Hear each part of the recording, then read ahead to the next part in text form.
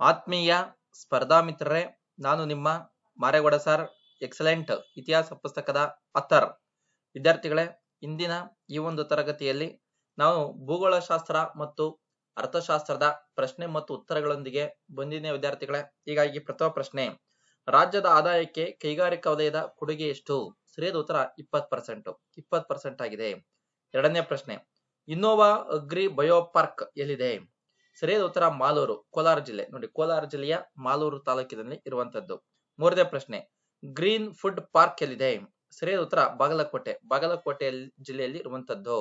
ನೋಡಿ, ನಂತರ ಎಕ್ಸಲೆಂಟ್ ಇತಿಹಾಸ, ಪ್ರಾಚೀನ, ಮಧ್ಯಕಾಲೀನ, ಆಧುನಿಕ ಕರ್ನಾಟಕ ಇತಿಹಾಸದ 4 ಭಾಗಗಳನ್ನ ವಿವರಣಾತ್ಮಕವಾಗಿ ಒಳಗೊಂಡಿರುವಂತಹ ಏಕೈಕ ಪುಸ್ತಕ, ಅಪ್ಡೇಟ್ ಇರುವಂತಹ ಪುಸ್ತಕ. ವಿದ್ಯಾರ್ಥಿಗಳೇ, ಎಲ್ಲ NCERT, DSRT, ತಮಿಳುನಾಡು, ಕೇರಳ ಎಲ್ಲ ಪುಸ್ತಕಗಳನ್ನ ಇದರಲ್ಲಿ ಸೇರ್ಪಡೆ ಮಾಡಲಾಗಿರುವಂತದ್ದು. ಈಗ ಅಪ್ಡೇಟ್ ಇರುವಂತದ್ದು. ಉತ್ತಮ ಸ್ನೇಹಿತ, ಉತ್ತಮ ಪುಸ್ತಕ, ನಮ್ಮ ಜೀವನವನ್ನ ರೂಪಿಸಬಲ್ಲದ್ದು, ಉತ್ತಮ ಜೀವನ ರೂಪಿಸಬಲ್ಲದ್ದು ಅಂತ ಹೇಳ್ತಾ ಈ ಒಂದು ಪುಸ್ತಕವನ್ನು ಕೊಂಡು ಅಧ್ಯಯನ ಮಾಡಿ. 4ನೇ ಪ್ರಶ್ನೆ, ಅಕ್ಷಯ ಆಹಾರ ಪಾರ್ಕ್ ಎಲ್ಲಿದೆ? ಸರಿಯಾದ ಉತ್ತರ ಹಿರಿಯೂರು, ಚಿತ್ರದುರ್ಗ ಜಿಲ್ಲೆ. ನೋಡಿ, ಚಿತ್ರದುರ್ಗ ಜಿಲ್ಲೆಯ ಹಿರಿಯೂರಿನಲ್ಲಿ ಅಕ್ಷಯ ಆಹಾರ ಪಾರ್ಕ್ ಇದೆ. 5ನೇ ಪ್ರಶ್ನೆ, ಜೇವರ್ಗಿ ಆಹಾರ ಪಾರ್ಕ್ ನಿಯಮಿತ ಎಲ್ಲಿದೆ? ಸರಿಯಾದ ಉತ್ತರ ಜೇವರ್ಗಿಯಲ್ಲಿದೆ. 6ನೇ ಪ್ರಶ್ನೆ, 2022-23ನೇ ವರ್ಷವನ್ನು ಡ್ಯಾಶ್ ಎಂದು ಘೋಷಿಸಲಾಗಿದೆ. ಸರಿಯಾದ ಉತ್ತರ ಜೀವನೋಪಾಯ ವರ್ಷ ಎಂದು ಗುರುತಿಸಲಾಗಿದೆ. 7ನೇ ಪ್ರಶ್ನೆ, ಭಾಗ್ಯ ಜ್ಯೋತಿ, ಕುಟೀರ ಜ್ಯೋತಿ ಮತ್ತು ಅಮೃತ ಜ್ಯೋತಿ ಯೋಜನೆಗಳನ್ನು ಯಾವ ಯೋಜನೆಗಳೊಂದಿಗೆ ವಿಲೀನಗೊಳಿಸಲಾಗಿದೆ? ಸರಿಯಾದ ಉತ್ತರ ಗೃಹ ಜ್ಯೋತಿ ಯೋಜನೆಯಡಿಯಲ್ಲಿ. 8ನೇ ಪ್ರಶ್ನೆ, ದೇವದಾಸಿಯರ ಗಂಡು ಮತ್ತು ಹೆಣ್ಣು ಮಕ್ಕಳ ವಿವಾಹಕ್ಕೆ ಎಷ್ಟು ಹಣ ಸರ್ಕಾರ ನೀಡುತ್ತದೆ? ಸರಿಯಾದ ಉತ್ತರ ಗಂಡು ಮಕ್ಕಳಿಗೆ 3 ಲಕ್ಷ, ಹೆಣ್ಣು ಮಕ್ಕಳಿಗೆ 5 ಲಕ್ಷ. ಗಂಡು ಮಕ್ಕಳಿಗೆ 3 ಲಕ್ಷ, ಹೆಣ್ಣು ಮಕ್ಕಳಿಗೆ 5 ಲಕ್ಷ. 9ನೇ ಪ್ರಶ್ನೆ, ಕಾಲೇಜು ಶಿಕ್ಷಣ ಇಲಾಖೆ ಯಾವಾಗ ಸ್ಥಾಪನೆಯಾಯಿತು? ಸರಿಯಾದ ಉತ್ತರ 1960. 1960ರಲ್ಲಿ ಕಾಲೇಜು ಶಿಕ್ಷಣ ಇಲಾಖೆ ಆರಂಭ ಆಯಿತು ವಿದ್ಯಾರ್ಥಿಗಳೇ. ನಂತರ 10ನೇ ಪ್ರಶ್ನೆ, ಗೃಹಲಕ್ಷ್ಮಿ ಯೋಜನೆಯಡಿ ಮನೆಯ ಯಜಮಾನಿಗೆ ತಿಂಗಳ ಎಷ್ಟು ಹಣ ಖಾತೆಗೆ ಜಮಾ ಮಾಡಲಾಗುತ್ತದೆ?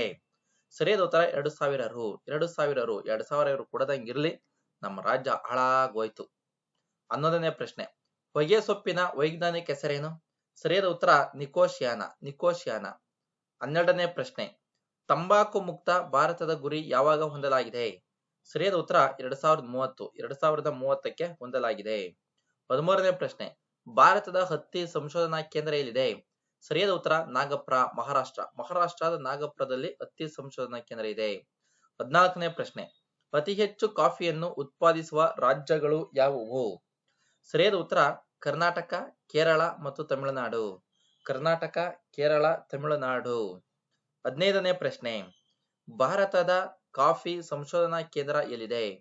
ಸರಿಯಾದ ಉತ್ತರ ಚಿಕ್ಕಮಗಳೂರಿನ ಬಾಳೆಹೊನ್ನೂರಿನಲ್ಲಿ ಕಾಫಿ ಸಂಶೋಧನಾ ಕೇಂದ್ರ ಇದೆ. ಅವರು ಜಾಸ್ತಿ ಕಾಫಿ ಕುಡಿತಾರೆ.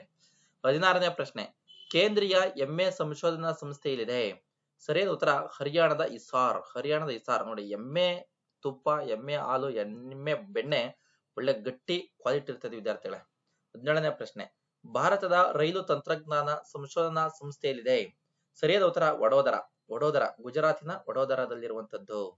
18ನೇ ಪ್ರಶ್ನೆ, ಕೃಷಿ ಗಣತಿಯನ್ನು ಎಷ್ಟು ವರ್ಷಗಳಿಗೊಮ್ಮೆ ಮಾಡಲಾಗುತ್ತದೆ? ಸರಿಯಾದ ಉತ್ತರ 5 ವರ್ಷಗಳಿಗೊಮ್ಮೆ ನಡೆಸಲಾಗುತ್ತದೆ. 19ನೇ ಪ್ರಶ್ನೆ, ಕಾಮನಬಿಲ್ಲು ಕ್ರಾಂತಿ ಡ್ಯಾಶ್. ಸರಿಯಾದ ಉತ್ತರ ಎಲ್ಲಾ ಕೃಷಿ ಬೆಳೆಗಳ ಉತ್ಪಾದನೆ ಕಾಮನಬಿಲ್ಲು ಕ್ರಾಂತಿ ಅಂತ ಕರೀತಾರೆ.